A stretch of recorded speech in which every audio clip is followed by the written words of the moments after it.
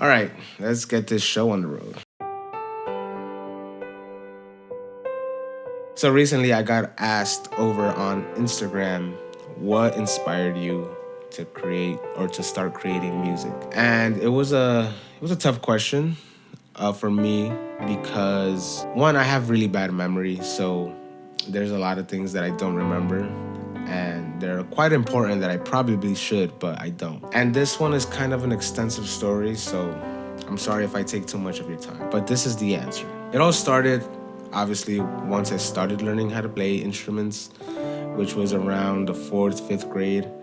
I don't know the math, so I'm 26 right now. I don't know how old you usually are at fourth or fifth grade, so you do the math. I started learning how to play the guitar at school. Shout out PS 106. My family does have musicians on both sides, but for the most part, I only really saw musicians at in action at church, obviously on TV. The guitar teacher that was teaching me in school. That's where it all began, I guess. That's where the pot started stirring, right? And as I got older, I started branching out into different other instruments based on the needs of my church. I saw that we needed a bass player. I started learning how to play bass. I saw that we needed a drummer. Started learning how to play the drums. I saw that we needed a keyboardist or piano player. I started learning how to play piano. And I will say that I was always interested and curious about the structure and the arrangement of music. I always listened out for parts and listened out for, let's say, solos or just techniques, chords. To this day, and Dylan can attest to this, till this day, I still don't know, like, some of the chords that I start playing, I don't know their proper names. So I call Dylan sometimes out of the blue and I tell him what I'm playing with both of my hands and he'll give me suggestions. I'm sure there's an internet app for that.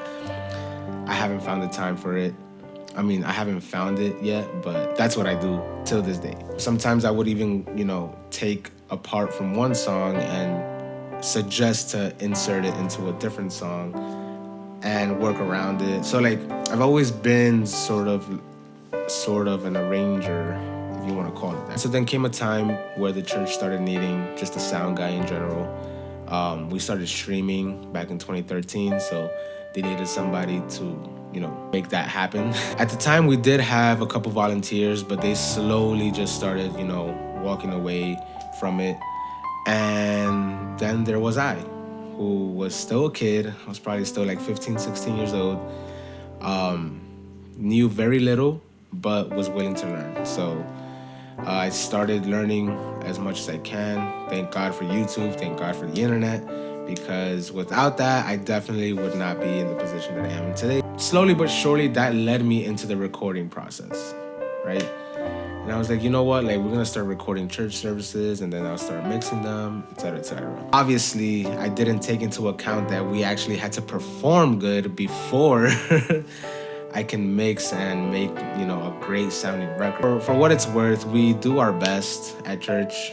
With that being said, I still enjoy playing at my church. I still love them. But I started noticing the importance of a good raw recording before even throwing it into a mix section. That's when I started experimenting with myself. I was like, okay, the first song that I'm going to cover is En Este Día Especial. I'll have it linked up here somewhere. That's the first song that I ever produced from front to back on my own. And it's a very rough mix. So excuse the, very just poor mixing, skills from that time. I promise I've gotten better since then. And I chose that song because I was going through a rough patch, just through some hardships. And it was actually Christmas. It was around this time, actually. Wow. No coincidences in the Lord, but I was going through a rough patch, and I guess that was my Christmas wish list from the Lord, right? Or for the Lord. I was like, listen, God, I don't want anything right now. I just need more peace. I need to feel that you're with me. And, he provided that for me. And ever since then, I started, just going to church and after hours, I started getting on the keys and I started playing the piano and started praying at the same time. And then those prayers eventually became lyrics, and those lyrics eventually started to form into a melody, and then that melody started turning into a song. And so that's just how it started. And it reminds me a lot of King David because a lot of his songs, or a lot of his psalms, were written in times of, he was being chased, he was being looked for, they wanted to kill him, and he just felt like the world was, coming after him. Not only felt, but literally the world was coming after him. Maybe the world is not coming after me, but it surely feels like it sometimes. So my coping mechanism was song and worship. And so ever since I think I released that in 2020. It's probably 2020 or 2021. So 3 years ago or 4 years ago. Ever since then, started making music.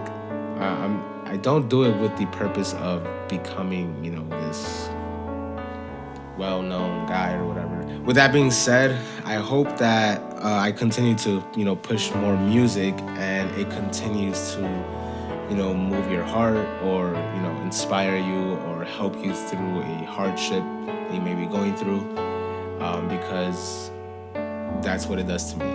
All right. So God bless you guys. Again, this is Ulysses, and I guess I'll see you on the next one.